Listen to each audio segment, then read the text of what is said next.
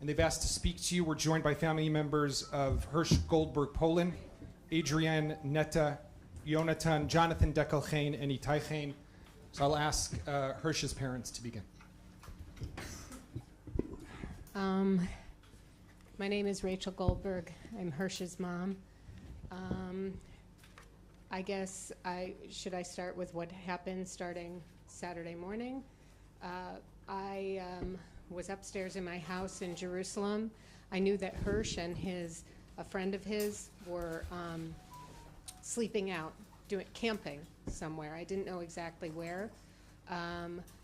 The first sirens, the bomb sirens, went off in Jerusalem, so I ran down the stairs to wake my two daughters so we could get into the bomb shelter in Jerusalem.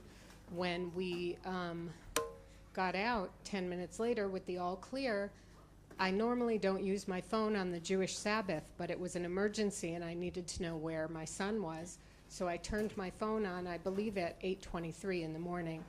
And when I turned it on, there were two texts in a row from Hirsch at 8:11. The first one said, "I love you." And immediately at 8:11 also it said, "I'm sorry." And so I knew immediately wherever he was, it was a terrible situation. I took it to mean, I love you and I'm sorry because whatever is going to happen is going to cause you tremendous pain and worry. Since that time, I of course tried calling him right back. There was no answer. I texted him a couple times, "Are you okay?" I've not heard from him since the text I received at 8:11 on Saturday morning. We've since found out from putting together eyewitnesses from a picture from inside of a bomb shelter that we saw.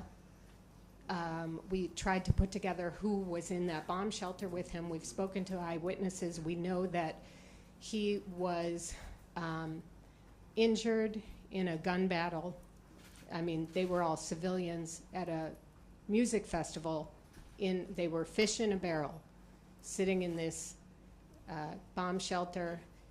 Terrorists came to the door. They were throwing grenades in, shooting machine guns. And we know that Hirsch's arm from the elbow down was severed, was blown off, and that he tied a tourniquet around with his shirt.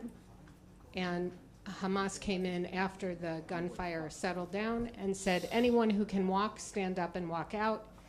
We are told that he was completely calm. I think he was probably in shock.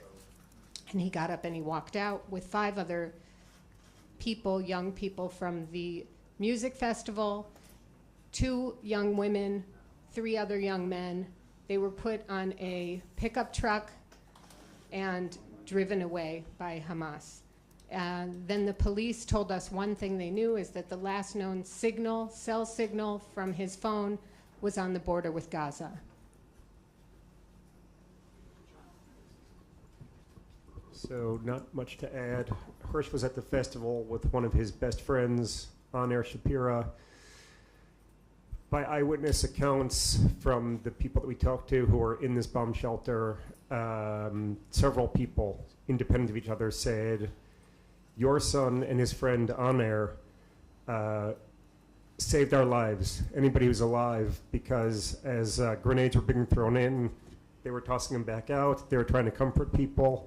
And so I just thought I would add that. Maybe you could add just the origin of the family in the United States? Sure. I'll just say that Rachel and I both grew up in Chicago. We were living in California in 2000 when Hirsch was born.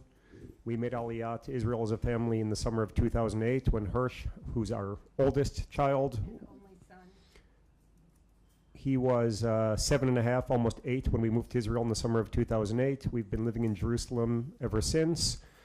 We have 2 daughters, 20 and 17, and I just want to take 1 minute to talk a little bit about Hirsch. He is a smiley, fun-loving guy, and people of all ages just gravitate towards him. And if you mention his name to his friends, his teachers, my friends, our friends, you mention his name and people just smile because he's the kind of guy who's just fun to be around and makes people feel good and have a good time. He's got a few passions, one of which is traveling the world, and he's been saving his money to go on his big trip at the end of December. Hi, thank you everybody for coming. My name is Nahal Neta. I'm the eldest son for Adrian Neta. As this tragedy was unfolded on Saturday morning, me and my other siblings were talking to my mom on the phone, trying to calm her down. Things were sort of calm when she heard a lot of gunfire outside of her shelter, and we tried to calm her down. That's when I dropped off the call.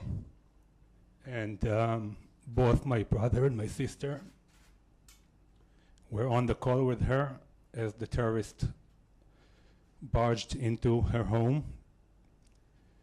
And we heard a little bit of screaming, and that was our last contact with her. There was no shooting on the call, and the neighbors downstairs also didn't hear any shooting.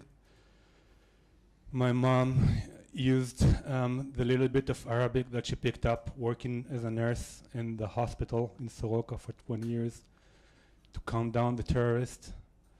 And it is our hope, which is a little bit ridiculous at this stage to say that the optimistic scenario here is that she's held hostage in Gaza and not dead on the street of the Kibbutz where we grew up.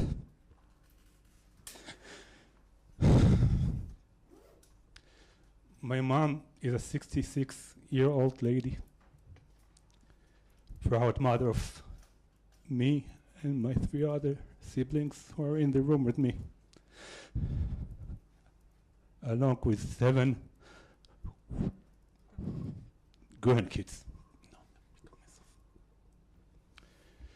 She was sitting on the porch of our home in Be'eri on Saturday morning when this ferocious attack happened. My mom devoted her life to helping other people of all races and genders in her practice as a nurse in the hospital in the Negev in Be'er Sheva. She installed this passion for people in us, her kids, and her grandkids.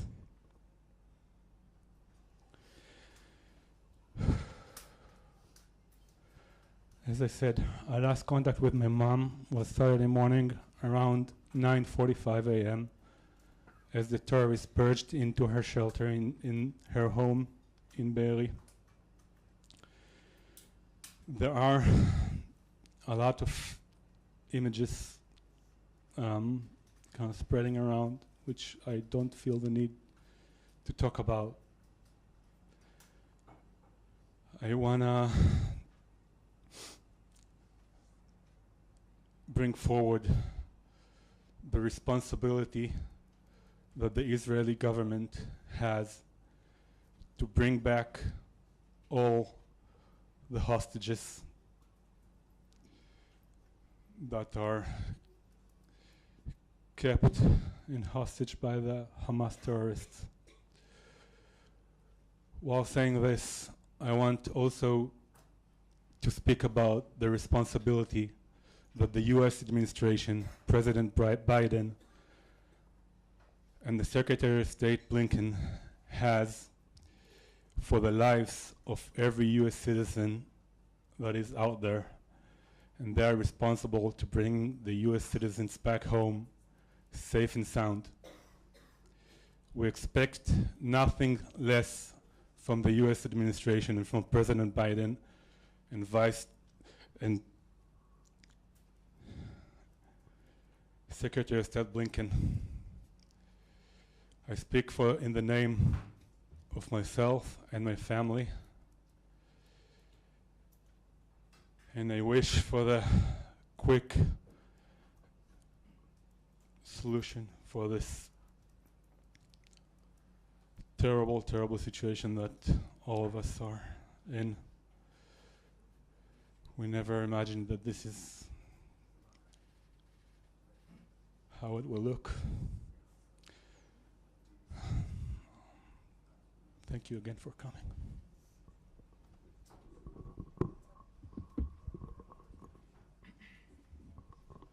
I'm just gonna read out. My name is Ayana Neta. I'm the youngest of my mother's children. My mother, Adrian, is missing and was probably taken by Hamas terrorists to the Gaza Strip. My mother is an exceptional human being. She spent most of her adult life as a nurse in the community and then as a midwife in a hospital. When she walked into a delivery room, she saw a human being in front of her. Not a religion, not a race, not a hijab, not an Orthodox Jew. Always the human being she saw. We once calculated that my mother has brought in thousands of lives into this world. When Hamas walked into my mother's room in Be'eri, they saw her there alone, but they did not see a human being.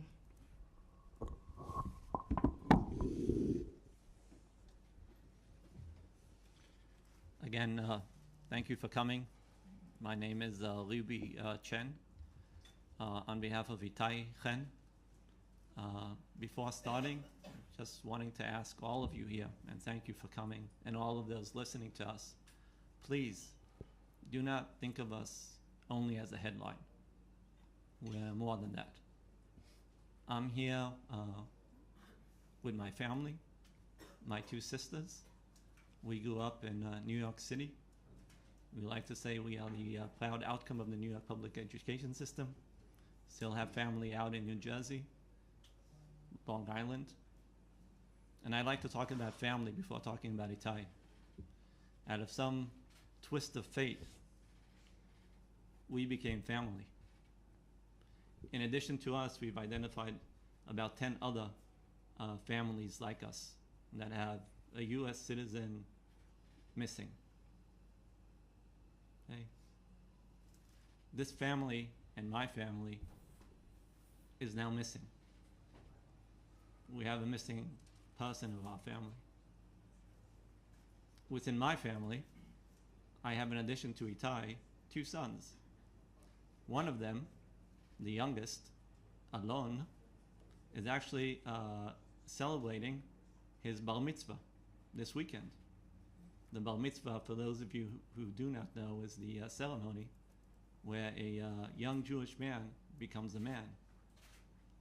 And Itai, in order to be home this weekend, elected to be at his base previous weekend in order for us to celebrate the bar mitzvah as a whole, the whole family.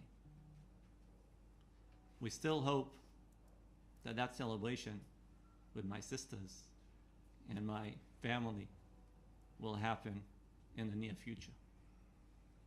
And I'm sure my friends here as well, or my new family, have additional, events happening that they also wish to have that wholeness of these events. So please, think of us not just as that headline, but we're people with families, and we want to be back families again. Itai, my son, joined the army about a year ago. He's in the armed corps. He was serving on the border of Gaza. The last time that we heard from him was Saturday morning, where he said that they were under attack. We know that he was active, that he was in communication for a while, but since then, silence. The formal indication that we received from the IDF is that he is defined as missing in action. What does that mean? It means that nobody since Saturday morning has been able to physically locate him, identify him, and say that he saw him. It also means that he's not in the hospital. It also means that he's not on the deceased list that has been identified. You would think it would be a good assumption to say that after 70 hours, if he's not in the state of Israel, he might be some other place. And if that is the case, then he is by definition a POW, US citizen, and Israeli citizen.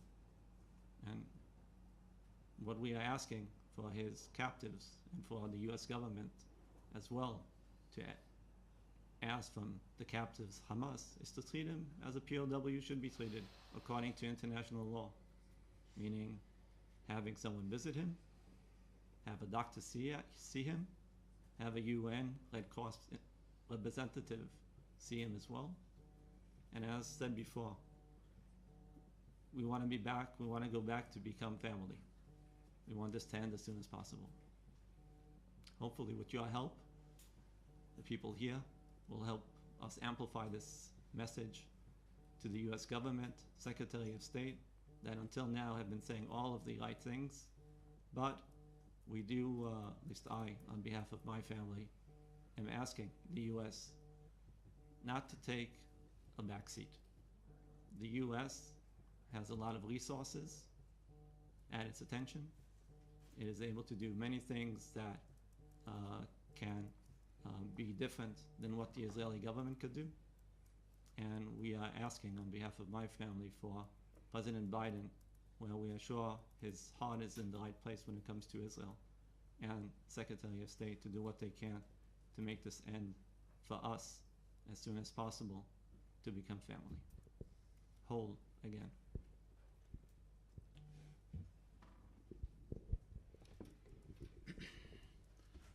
Thank you all for coming this afternoon. My name is Jonathan Deckel-Chen. I'm a lifetime member of Kibbutzim on the border since 1990 on Kibbutz Nir Oz. Kibbutz Nir Oz was attacked in the early morning of this Saturday. I have children and grandchildren who live there with me. Kibbutz Nir Oz is no more. It was destroyed in a barbaric, inhuman attack in which dozens of my friends, my neighbors, were killed. Many dozens more are either known to be hostages or missing. I'm here speaking today, reaching out to my son Sagi, who grew up on the kibbutz, Sagi Deckel-Chen. He's an arm length away in Gaza, evidently, but couldn't be farther from me and our family right now. I grew up in Connecticut, as you can probably hear from the accent, but I've never felt farther away from there either. Sagi is the father, as you can see, 35 years old, the father of two beautiful daughters, and his wife is now pregnant with their third daughter. Sagi is exactly the kind of son that every father would want to have. A leader, a friend, a loving man.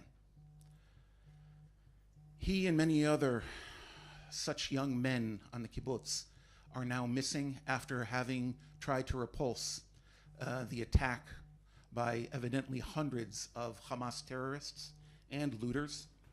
Many died in the process. Sagi was not found, and we have heard or seen no trace of him since then. The survivors of the kibbutz, on the kibbutz, we were a community of 400. At the moment, we know of 160 survivors.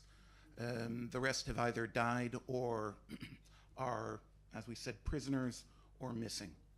The survivors call this a pogrom, what happened to us. It's not a war. It's not a fair fight. It is a pogrom. Hundreds of heavily armed, well-organized terrorists walked, rode, ran over the border with one object in mind, and that is to kill, maim, and destroy civilian life along the border. As such, it seems to me that the United States, my original home, and still a very beloved place for me, always wants to be and must be on the side of good. Hamas is evil. It's difficult for me to say. I'm what is called a peacenik in Israel, as many of the kibbutz members are in our area. But what we've witnessed, this kind of savagery, this kind of inhumanity, must be stopped. And as a result, like the other 5 people on this stage who would prefer to be anywhere but here right now, do appeal to the United States government, to the Congress, to do what they can on the side of good here. We're waiting for Sagi to come home. We do not know what fate he met along, as I said, with dozens of other people from the kibbutz. And just so you understand, these aren't all 35-year-old men. These are children. These are aged people, and everything in between. So if there ever was a moment of good against evil, in the harshest terms, this is it. And I thank you for listening to us. And I'm sure all of us will welcome questions. We'll answer as we can, both for our children and relatives and for those well over 100 hostages that were taken. Among the hostages, I'll add that outside of Sagi, there are 3 other hostages taken from my kibbutz who are American citizens, Israeli Americans, and 2 who were murdered on Saturday morning. Thank you very much to all the families participating. We're going to go now to questions from the journalists. We're going to start with Becky Anderson from CNN. We're going to go one by one. Please, when you get the microphone, say your name and the outlet that you're from. Thank you. Thank you, and thank you for doing this today. Israel has said that it will do its best to get any hostages home, but there's also talk of an imminent ground incursion at this point. Just how concerned are you? This isn't to any single person. I don't know who wants to take that. Yeah, I can address the question. As we saw some of the kinds of these questions coming up, right? I don't have earlier acquaintance with anybody at the table, but I would assume that none of us are military personnel or foreign affairs strategic thinkers. We are the family members of US citizens that were kidnapped into the Gaza Strip. Hence, I do not think that it is our place to comment on the necessary actions that the Israeli government has to take, or the US Biden administration for that sake. All we ask from the Biden administration and the Secretary of State, Blinken, is to act to the immediate release of all hostages.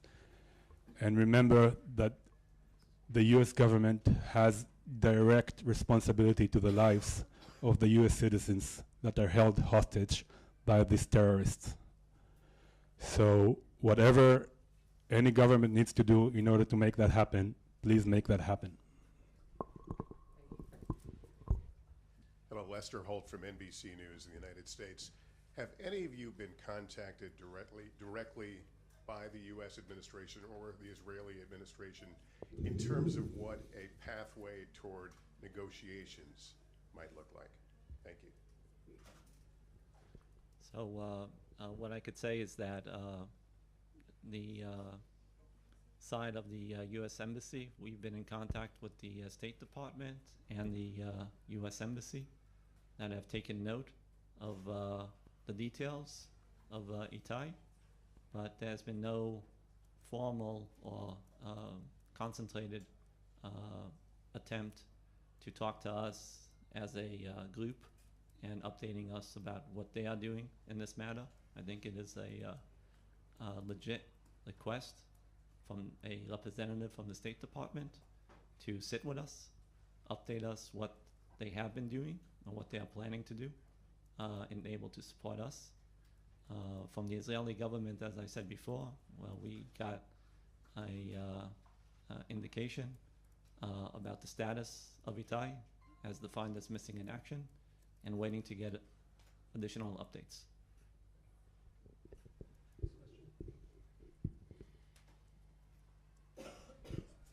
By the way, is there someone here from the U.S. Embassy? No one here? Excuse me, what have you been hearing so far from Israeli officials? Can you identify yourself?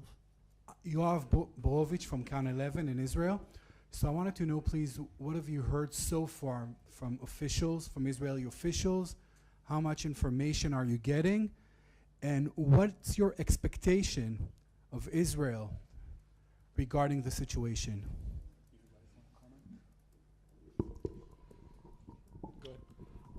I can speak, I think, both specifically and more broadly.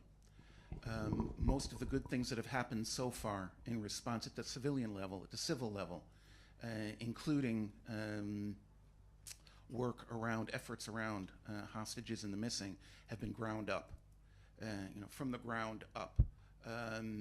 Groups of citizens coming together to both aid people that live in communities like mine, and also to try to make some sense in this fog of war as to what's happened.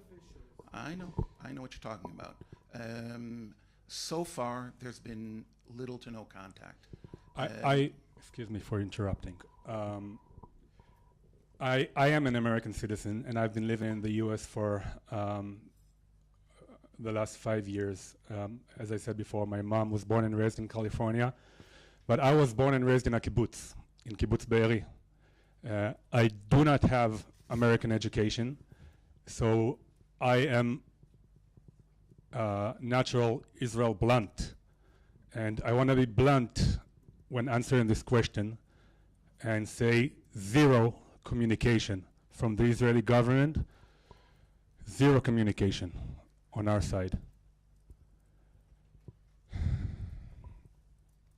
I do have friends that are currently engaging in the combat around my home, around Kibbutz Be'eri, and I can appreciate